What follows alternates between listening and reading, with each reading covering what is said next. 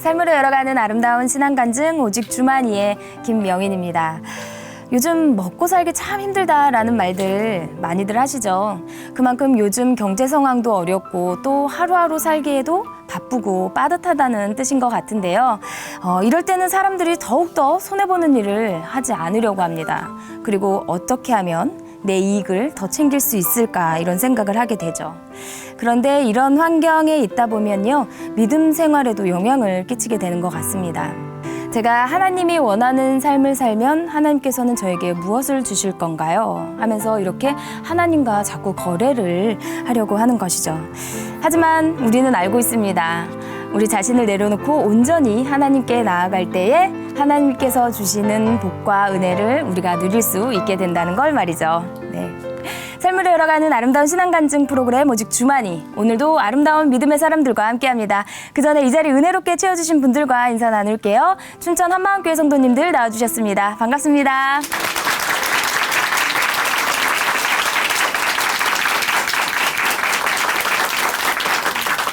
네, 오늘 첫 번째 출연자 만나보겠습니다. 걱정하지 마. 이번 한 방이면 끝나. 혹시 여러분 주위에도 이렇게 말하는 사람들 계신가요? 네, 이번에 나오실 분은요, 바로 이런 한 방을 꿈꾸는 남편과 함께 허황된 꿈을 쫓아 살았다고 합니다. 과연 어떤 이야기 들려주실지 춘천 한마음교회 이지형 자매님 큰 박수로 모십니다.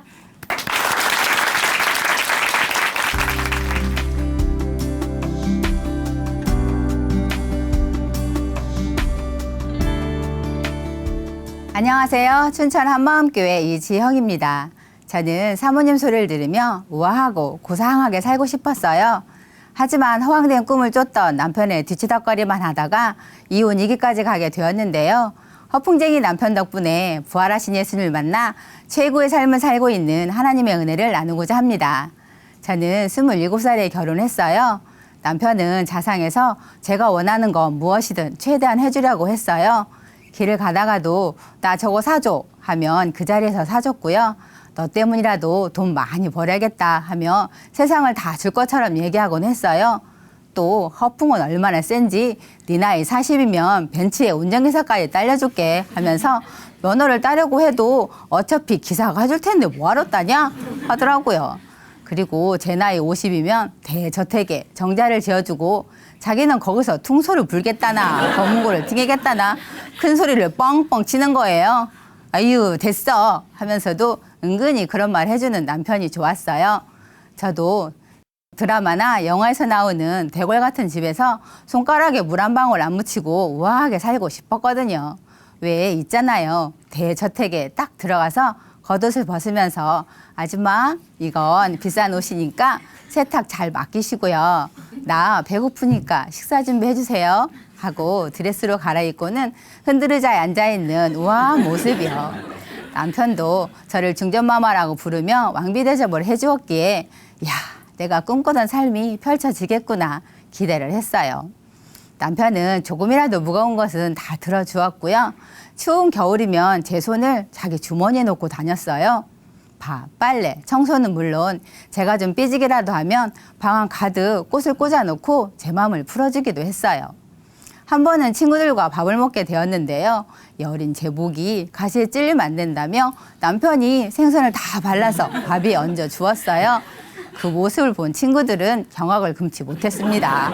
그건 기본인데 말이죠. 어느 날 친구 집에 놀러 가서는 얘들아 나 오늘 아무것도 하기 싫어 했더니 그래 지영이 왕비잖아 생선 가시도 못 바르는데 하며 놀리더라고요. 이렇게 왕비 대접해주는 남편 덕에 우리는 누가 봐도 금슬이 좋은 인구 부부였고 어디든 붙어 다니며 행복했습니다. 그런데 남편은 직장을 끈기 있게 다니지 못하는 거예요.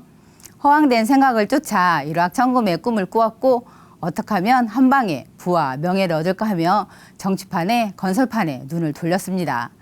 그러다 보니 향후의 모임, 정치 모임, 동창회 모임들을 하며 날이면 날마다 술에 잔뜩 취해서 들어오곤 했어요. 급기야는 사업을 시작하겠다고 있는 돈 없는 돈 다 끌어모으고 은행 융자까지 받아서 사업을 하게 되었습니다. 그런데 남편은 사업은 뒷전이었어요. 선거 유세장에서는 아자 아자 하며 선거를 돕게 바빴고 건설판에서는 오더를 따낸다고 술자리에서 날밤을 새우고는 경찰차에 실려오는 경우도 여러 번 있었어요. 한 방이면 다 끝나니까 걱정 허덜덜 말어 하며 일확천금의 꿈을 쫓았습니다. 큰 소리 뻥뻥 치는 남편의 자신감에 뭔가 되는가 싶더니 갑자기 IMF를 맞게 되었어요. 결국 우리는 빚더미에 내몰린 신세가 되고 말았습니다. 빚쟁이들에게 늘 시달리게 되었고 쌀이 없어서 수제비를 끓여 먹기도 했어요. 그런 제 모습이 너무 처량해서 눈물이 나더라고요. 자존심 하나로 버티고 있었기에 제 주변의 누구도 우리가 사업이 망해서 힘들다는 것을 잘 몰랐어요. 하지만 잘해보려고 했던 마음을 알았기 때문에 남편을 원망하진 않았어요. 그런데 남편은 좌절된 마음을 술로 해결하려고 했어요. 술로 세월을 보내다 보니 삶은 피폐해지고 살림은 더 궁핍해졌고요. 저는 카드를 돌려막기 하며 빚을 갚으면서 허리가 아파서 견딜 수 없을 때도 침을 맞아가며 직장에 나가야만 했습니다. 쥐꼬리만한 월급으로 이 카드 저 카드 막아도 끝이 없었고 술에 찌들어가는 남편의 모습을 보며 힘든 삶을 이어가야 했습니다. 그러던 중에 남편은 다시 일을 시작하면서 어느 정도 빚을 갚았는데요. 또다시 허황된 꿈을 버리지 못하고 자기가 무슨 돈 많은 사장이라도 된 것 마냥 카드를 박박 긁어놓은 거예요. 그때 제 심장이 쿵 하고 내려앉았어요. 이 사람이 제정신이 아니구나. 완전 돌았구나. 더 이상 이렇게 살다가는 내가 죽겠구나 싶었어요. 빚을 고스란히 다시 지어놓은 거예요. 집안 곳곳에 빨간 압록딱지가 붙여진 것을 보니 평생 빚만 갚다 인생 종치겠구나 싶더라고요. 정말 비참했어요. 그러던 어느 날 친정엄마가 암으로 병원에 입원하셨다는 소식을 듣게 되었어요. 이제 당신을 포기하겠어. 우리 쿨하게 헤어지자. 편지를 써놓고 병간을 하러 갔어요. 한 달 만에 집에 돌아와 보니 남편의 얼굴은 배지장처럼 하얗게 되었고 살은 쭉 빠져서 그야말로 시체가 되어 있는 거예요.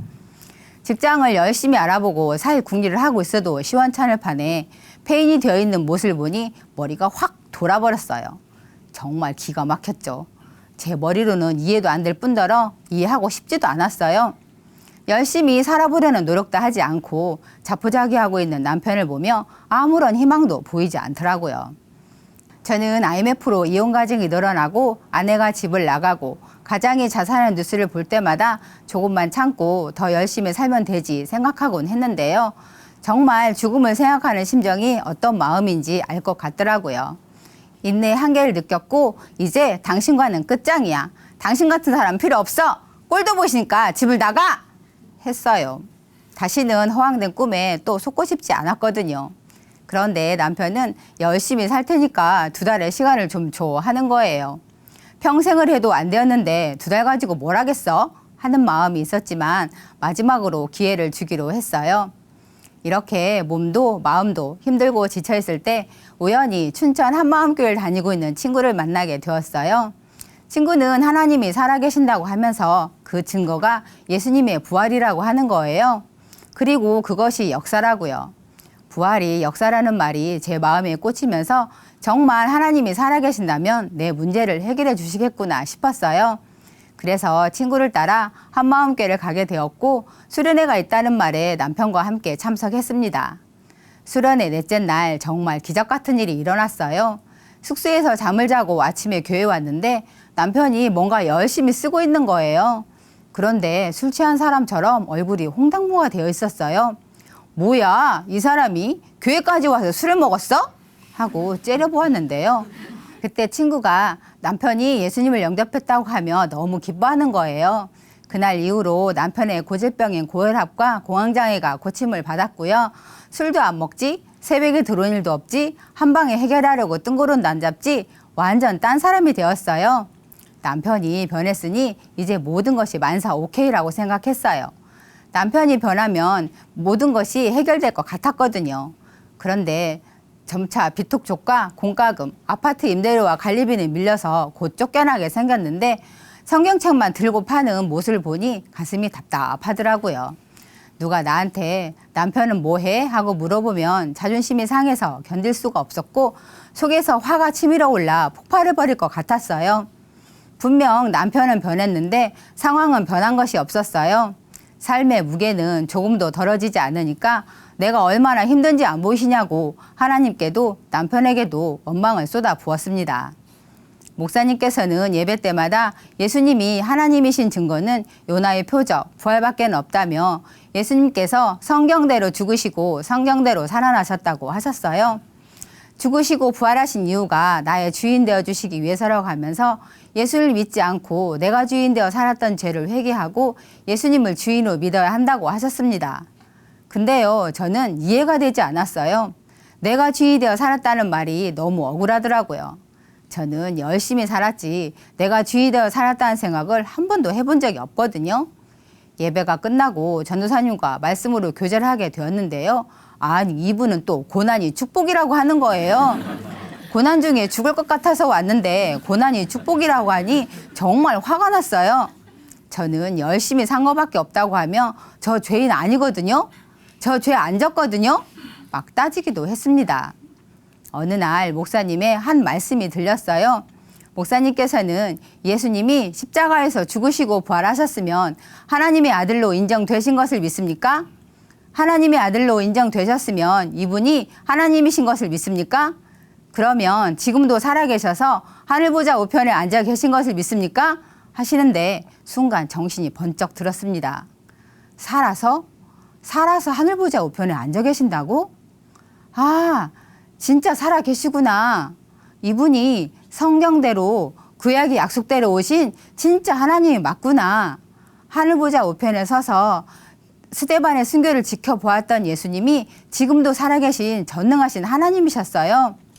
지금도 그 자리에서 저를 바라보고 계시는 분이 나의 주, 나의 하나님이셨습니다.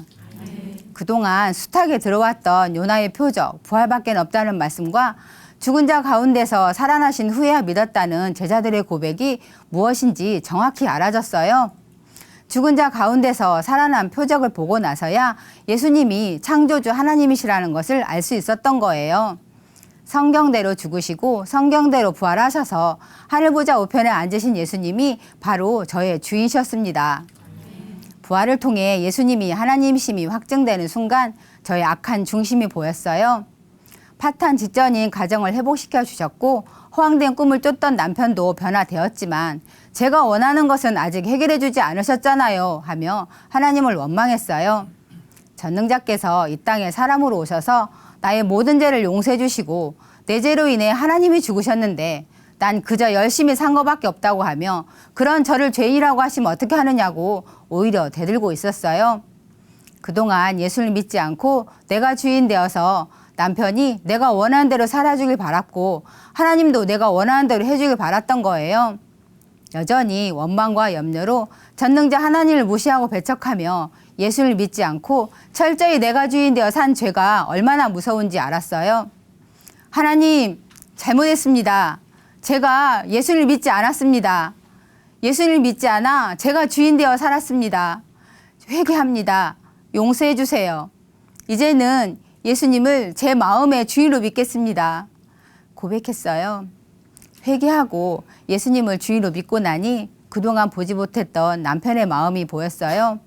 저를 처음 만난 순간부터 지금까지 모든 것을 해주고 싶었지만 뜻대로 되지 않아 얼마나 힘들었을까 생각하니 마음이 아팠어요.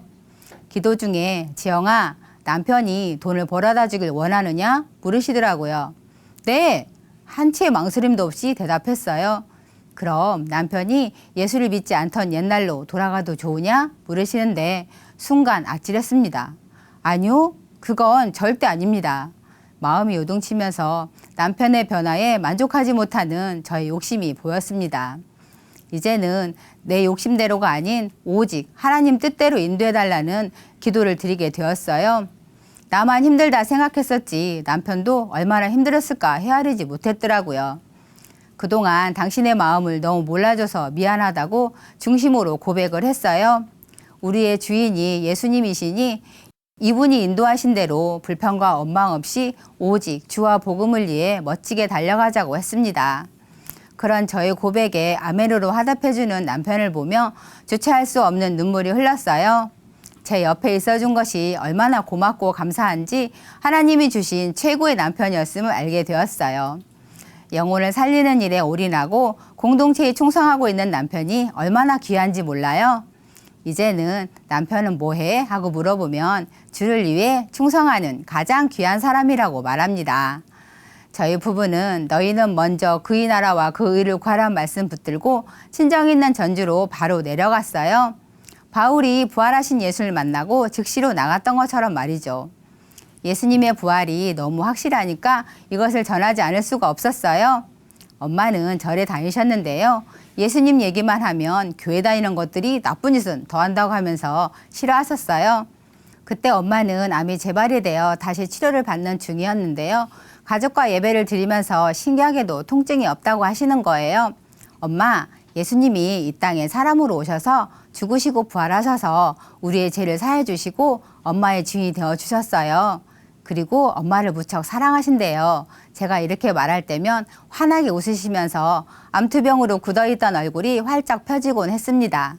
엄마는 회개하고 부활하신 예수님을 주인으로 영접하셨어요. 그리고 예배드리는 것을 참 좋아하셨고 말씀을 들으면서 변화되기 시작하셨어요. 엄마의 변화된 모습에 가족들도 예수님을 주인으로 영접했고요. 엄마는 하늘나라에 가셨습니다. 엄마 병간을 하는 동안 병원에서 한 자매를 만났는데요. 그 자매는 우리나라에 내노라 하는 정신과 의사들 찾아다닐 정도로 씻을 수 없는 마음의 상처와 아픔이 있었어요. 저는 그 자매에게 예수님이 이 땅에 사람으로 오셔서 죽으시고 부활하신 사건이 역사적 사실이라고 한마디를 해주었는데요. 성령께서 강권하시면서 교회 수련회까지 참석하게 되었어요. 포도나무와 가지의 비유를 통해 연합의 비밀에 눈이 떠지고 자신과 동일시하시는 예수를 만나 아픔에서 벗어났고요. 자신과 같이 아픔이 많은 영혼들을 사랑으로 섬기며 살고 있어요. 너무나 귀한 공동체 일꾼으로 충성하고 있습니다. 그리고 하나님께서는 저희 더 많은 영혼들을 만나게 해주시면서 전주에 작은 교회가 세워졌어요. 서울, 전주, 춘천을 오고 가며 우리는 기쁨으로 가득했습니다. 때로는 피곤하고 힘들거나 지칠 때도 있었지만 항상 새 힘을 부어주셨어요. 저 혼자였다면 할 수 없었을 거예요. 부부가 하나 되어 함께 하니까 할 수 있었어요. 늘 이렇게 함께 다니다 보니 어느 분이 우리가 너무 충성스럽다며 브리스길라와 아굴라 부부 같다고 하시더라고요. 남편의 허황된 꿈이 실제로 이루어졌다면 우리 부부는 예수님을 만나지 못했을 거예요. 생각만 해도 아찔합니다. 지금 저희는 임대 아파트에 살고 있고 여전히 형편은 어려워요. 하지만 남편과 함께 할 수 있는 공간이 있다는 것만으로 감사하고요. 함께 영원한 것을 바라보며 상을 쌓아가는 지금의 삶에 너무 만족하고 있습니다. 우리가 함께 기쁨으로 사명을 감당할 때마다 하늘의 상이 쌓일 텐데요. 하나님께서 우리 남편의 소원대로 천국 대궐에 정자를 지어주고 퉁소를 불게 해주실 것만 같아요. 저도 하늘나라에서 우아하게 살 그날을 기대해 봅니다. 저희 가정은 허황된 꿈을 쫓아 한 방에 인생, 부와 명예를 잡으려 했으나 한 방에 쫄딱 망했습니다. 그러나 예수님 한 분으로 인생의 모든 문제를 해결받았어요. 예수님 믿지 않는 죄를 회개하고 예수님을 마음의 주인으로 믿었을 뿐인데 아무것도 없어도 상황과 환경에 상관없이 항상 기뻐하는 존재가 되었더라고요. 예수님 안에 모든 보화가 다 제 것이 되었으니까요. 지금 우리 부부는 예수님으로 인해 최고의 삶을 살고 있어요. 하늘나라에 산 소망으로 이 땅에서도 천국의 삶을 누리게 해주신 삼위일체 하나님께 감사와 영광을 올려드립니다. 감사합니다.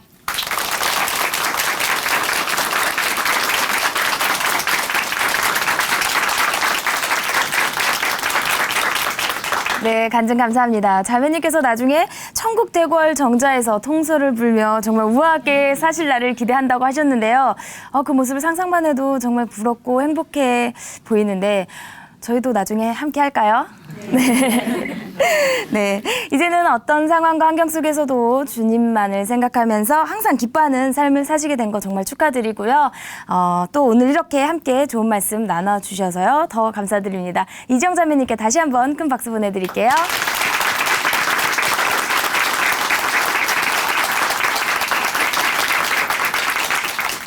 아름다운 믿음의 고백으로 하나님의 은혜를 나누는 오직 주만이 오늘 두 번째 출연자 만나보겠습니다. 네, 어렵고 우울한 환경이 있다 보면 좀 나약한 생각이 많이 들죠. 그러다 보면 우울한 마음까지도 생기게 되는데요. 이제 나오실 자매님께서는 그런 염려와 우울증 속에서 힘든 삶을 사셨다고 합니다. 어떤 이야기인지 함께 모셔보겠습니다. 춘천한마음교회 김영희 자매님 박수로 모십니다.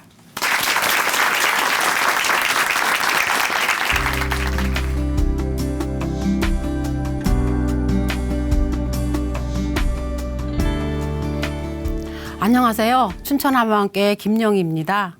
저는 염려, 걱정, 우울한 생각으로 눌려 살다 정신병원까지 가게 되었는데요.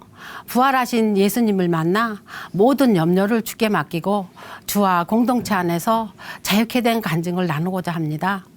저는 가난한 농촌 마을에서 6남매 중 맞이로 태어났어요. 부모님은 농사를 지으셨는데 모내기나 타작을 할 때면 동생들을 돌보았고 뽕을 따며 누에도 키우며 가사일을 돕고 살았습니다. 아버지는 부모님을 일찍 여의시고 사랑받지 못하고 자라셔서인지 자식들에 대한 사랑을 많이 표현하지 않으셨어요. 그때 당시 다른 가정들처럼 항상 아들이 먼저였고 딸은 시집 가면 그만인 존재라고 여겨졌습니다. 저는 온순하고 소심하고 내성적이어서 누구 앞에 나서거나 먼저 이야기를 꺼내는 것을 주저하는 성격이었습니다.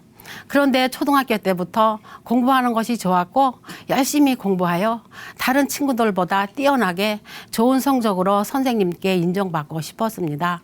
그런데 하루는 부모님이 모내기 한다고 학교 가지 말고 동생들을 돌보라고 해서 하루를 결석하고 그 다음날 학교에 갔는데 그 전날 배웠던 수학 문제를 풀 수가 없더라고요. 그 다음부터는 부모님이 바쁘다고 학교 가지 말라고 해도 몰래라도 학교에 가게 되었습니다. 상급 학교를 준비하며 학교에서 밤늦게까지 공부하는 친구들처럼 저도 지지 않으려고 밤늦게까지 공부했습니다. 그러나 아버지는 제가 상급 학교에 들어가는 것을 원치 않으셨고 저는 부러운 눈으로 친구들을 바라보아야만 했어요. 하지만 저는 부모님 말씀에 한 번도 대든 적이 없었고 부모님 말씀에 순종하는 착한 딸이었습니다. 남편은 가까운 마을에 사는 사람이었는데 하루는 제가 좋다고 하더니 영희는 내 거요. 누가 넌 보면 죽는다 하면서 온 동네에 소문을 퍼뜨리고 다니는 거예요. 6년 동안 변함없이 아껴주고 사랑해주는 모습을 보고 철없던 시절 부모님의 반대를 무릅쓰고 결혼을 하였습니다. 아무 생각 없이 그냥 남편 하나만 보고 결혼을 하고 나니 시댁이 너무 가난한 거예요.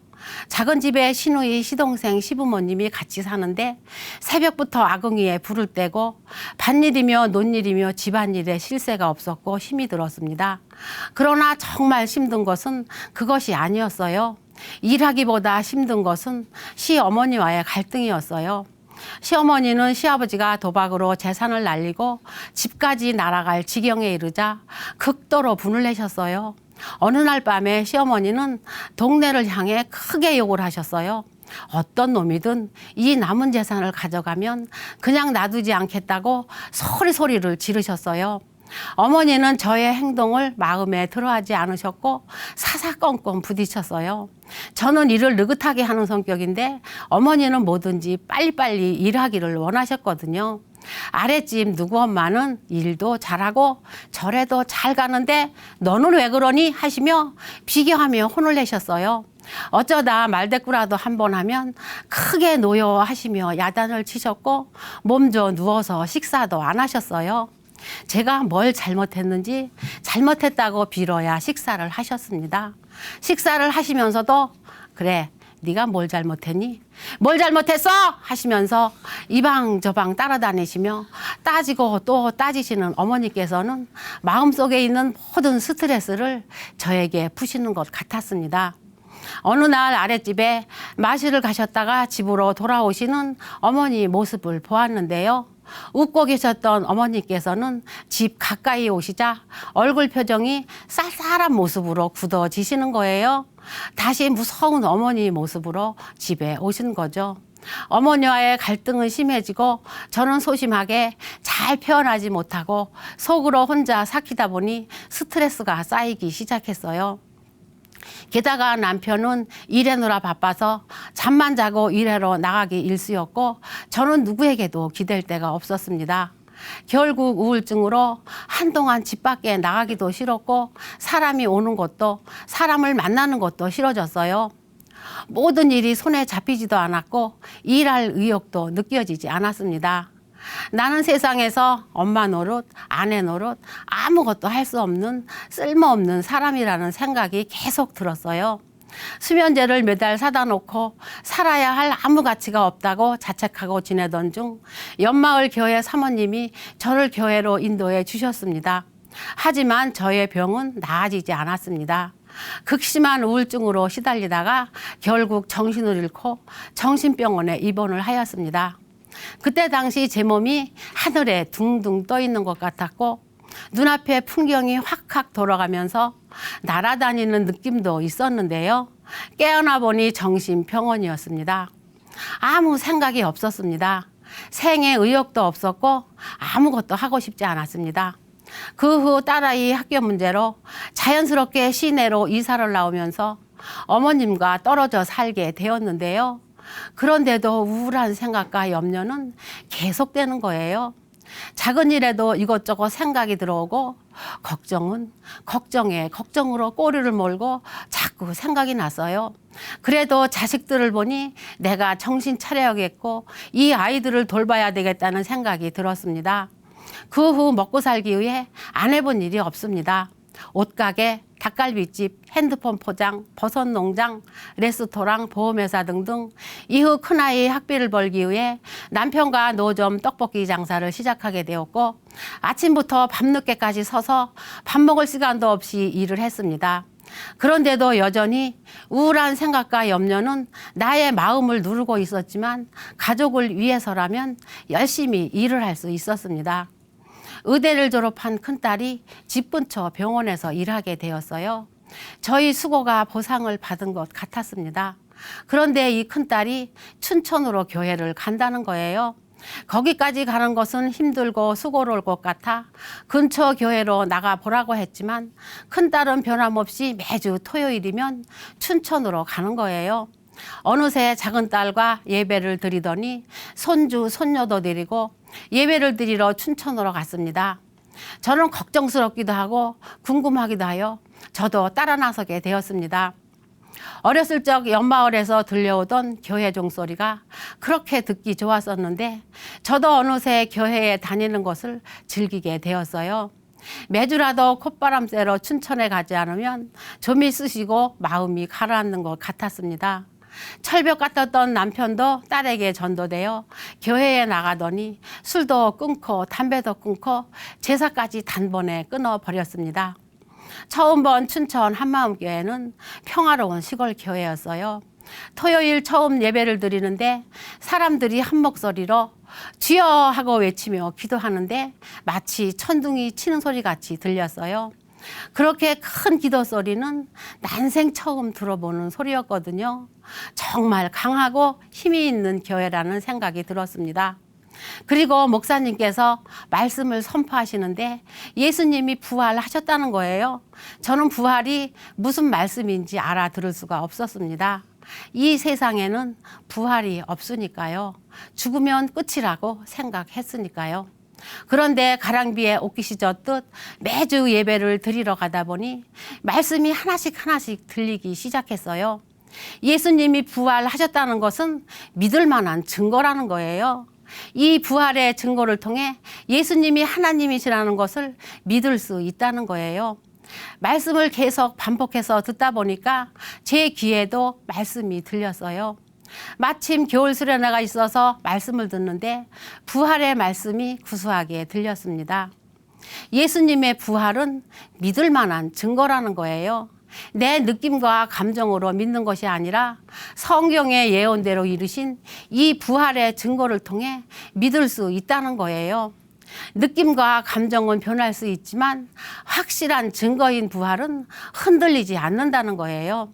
이 부활의 말씀을 선포하시는데 그 말씀이 마음에 믿어졌습니다. 어느 날 목사님께서 염려하지 말라는 말씀을 하셨는데 제 마음에 찔림이 왔어요. 제가 두 마음을 품고 있구나 싶었습니다. 예수님을 믿으면서 한쪽으로 염려를 하고 있었던 것이죠. 저에게는 심근경색으로 몇 차례 쓰러져 크게 심장 수술을 받으신 친정 어머니와 뇌종양 수술로 눈앞이 보이지 않는 아버지가 계시는데요. 부모님이 아프시다고 하면 염려가 들어오는 거예요. 어머니가 식사도 못하고 잠도 못 주무신다고 하니 염려가 몰려왔어요. 그런데 예배 시간에 예배 내내 어머니의 일이 걱정이 되고 염려가 되어 기도하게 되었는데요. 염려가 되었던 이유는 내가 예수님을 믿지 않았기 때문이라는 것을 알게 되었습니다. 예수님을 믿지 않았기에 염려한 것이 알아지니 내 주인을 무시하는 악한 중심임을 깨닫게 해주셨습니다. 부활하신 주님이 내 주인이시니 주인님께 모든 것을 맡기는 것이 당연했습니다. 내 생명, 내 자식, 내 소유 다 주님 것이라는 마음이 되었습니다. 그래서 저는 예수님을 믿지 않았던 중심을 회개하고 예수님을 나의 주인으로 모셔드리게 되었습니다. 사랑의 하나님, 저는 하나님을 모르고 살았습니다. 내가 원하는 대로 염려하며 우울해하며 내가 주인 되어 살았습니다. 그러나 이 시간 예수님을 믿지 않았던 죄를 회개하고 내 마음의 문을 열고 십자가에서 죽으시고 부활하셔서 죄와 마귀의 문제를 해결하신 예수님을 나의 주인으로 영접합니다. 내 마음에 오셔서 영원히 나를 다스려 주시고 하나님의 자녀된 축복을 누리면서 살게 해주세요. 그 후 친정 올케에게서 전화가 왔습니다. 어머니가 화장실에서 쓰러지셔서 정신을 차리지 못하고 119로 옮기신다는 거예요. 주기적으로 대학병원에 입원하셨던 적이 있으셨던 터라 저는 너무 걱정이 되었습니다. 그런데 한 자매님의 도움으로 목사님께 기도 부탁을 하게 되었고 목사님은 예배를 끝내시려다가 전 성도들과 어머니를 위해 기도해 주셨습니다. 1000명이 넘는 성도님들이 주여 하고 기도해 주시는데 너무 감사하고 감격이 되었습니다. 그 후 어머니는 한 대학병원의 중환자실에 입원하셨고 다행히 경과가 좋아 며칠 후 퇴원하셨습니다. 집에 오신 어머니는 너무 건강하신 거예요. 정말 성도님들의 기도의 능력을 보게 되었습니다. 이 일로 친정 아버지 어머니는 회개하고 예수님을 주인으로 영접하셨습니다. 그리고 제사도 끊고 예배도 드리게 되었습니다. 이 땅에서 부모님께 가장 큰 효도는 부모님을 천국으로 인도하는 것이잖아요. 이 땅에서 부모님께 해드릴 수 있는 최고의 것을 해드린 것 같아 너무 기뻤습니다. 그리고 또 기쁜 것은 어머니가 좋아지시고 이 모든 과정을 보고 있던 친정 올케가 다니던 저를 버리고 예수님을 믿게 되었습니다. 지금도 매주 친정집에서 작은 예배를 함께 드리고 있어요. 어느 날 어머니는 충만해지셔서 가족들이 모인 장소에서 말씀을 암송하시는데 항상 기뻐하라, 쉬지 말고 기도하라, 범사에 감사하라, 이는 그리스도 예수 안에서 너희를 향하신 하나님의 뜻이니라. 이 말씀을 기쁨으로 암송하시는데 같이 모인 가족들 가운데에도 기쁨이 임했습니다. 내일처럼 기도해주고 섬겨주는 지체들을 보니 제 마음이 확 열렸습니다. 어느 수련회 기간 동안 한 자매님 집에서 지내게 되었는데요. 하숙을 위해 지체들을 재워주기 위해 집을 선택했다고 했습니다. 자매님이 아침에 일찍 일어나서 밥을 준비해 주시고 편하게 지내게 해주시니 너무 감사했습니다. 이전에도 받아보지 못한 섬김에 공동체의 사랑을 느끼게 되었습니다.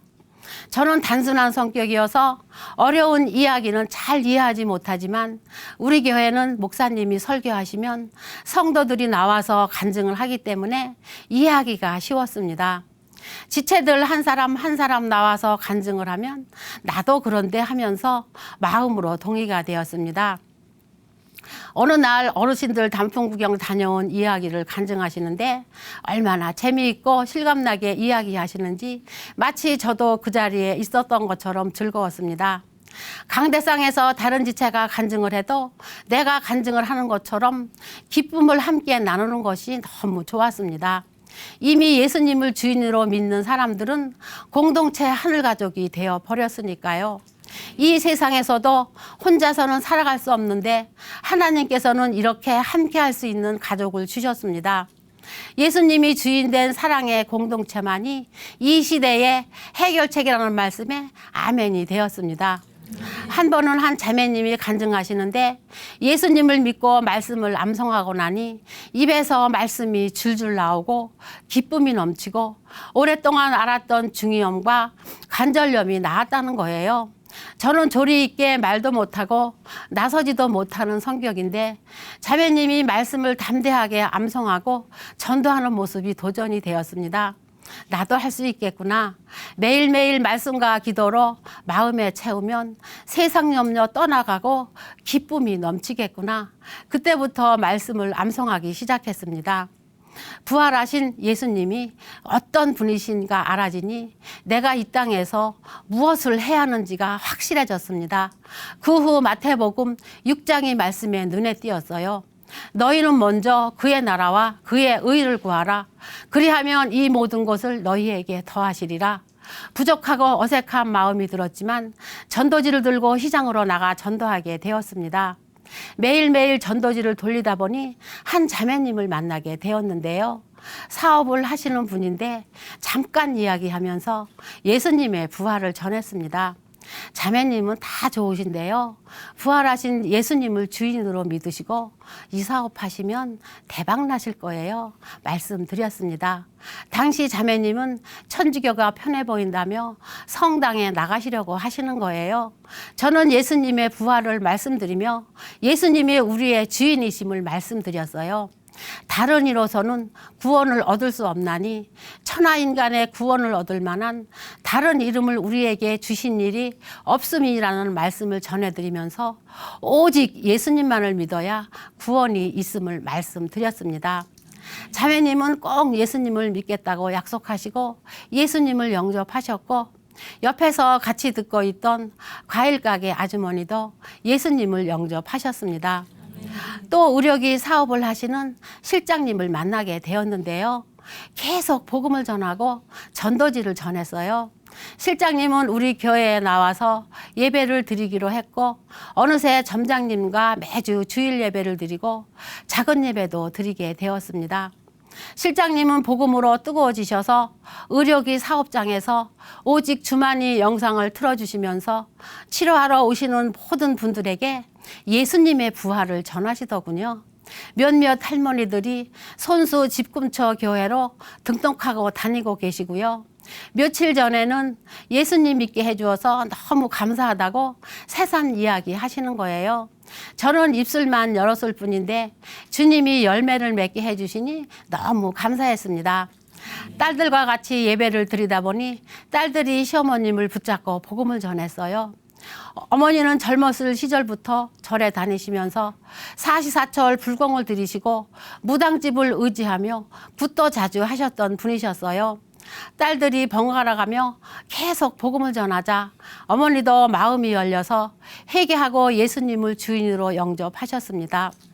그리고 매일매일 어머님의 주인은 예수님이라고 교제를 해드리곤 했어요. 연세가 90이 넘으셨는데도 여름 수련회 주일 예배를 모시고 다녔습니다. 그런데 점점 쇠약해지시더니 거동을 못하는 상태가 되셨어요. 하루는 침대에서 떨어지실까 봐 침대 매트만 깔고 누우시게 해드렸는데 어느 날 움직이시다가 매트 바닥으로 내려오신 거예요. 그래서 안아서 매트 위에 올려드렸더니 고맙다 고맙다 2번을 말씀하셨어요. 난생 처음 들은 칭찬이었어요. 그 몇 개월 후 평온한 가운데 소천하셨습니다. 마지막 번 어머님의 모습은 편안해 보이셨고 그토록 살아생전 고생만 하시다가 얘야 내가 지금 천국에 왔다.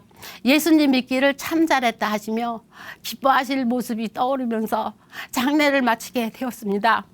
저는 지금까지 염려와 걱정을 달고 살고 우울해하며 살다가 정신병원 신세까지 지게 되었는데요.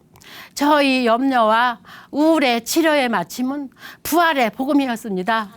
부활하신 예수님을 믿으니 내 인생의 주인께 모든 염려 걱정을 다 맡기면 되는 것이고 내가 염려할 것이 하나도 없더라고요. 그리고 교회 공동체까지 주셔서 그 안에서 기쁨으로 함께 누리게 하시니 너무 감사할 뿐입니다. 오늘도 나의 주인이신 예수님께 모든 것을 맡기고 영혼 구원을 위해 달려나가겠습니다. 감사합니다.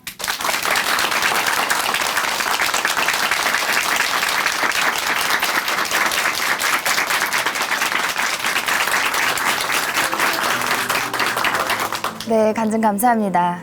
네, 주인 되신 예수님께 모든 것을 맡기니 마음마저도 평안해지셨다는 자매님, 저도 이 시간을 통해서 내가 주인 돼서 쓸데없는 걱정과 염려를 했던 것을 다시 한번 회개하는 시간이 되었습니다. 네, 간증 감사드리고요. 우리 이 시간을 통해서 다시 한번 고백하는 시간이 됐으면 좋겠습니다. 우리의 주인은 예수님이십니다. 네, 아멘. 김영희 자매님께 다시 한번 큰 박수 보내드릴게요.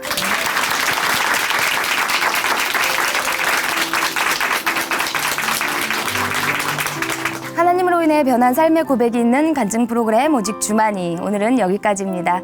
지금까지 함께해 주신 춘천 한마음교회 성도님들 그리고 시청자 여러분 감사드립니다. 오늘도요 이 시간 찬양으로 마무리하겠습니다.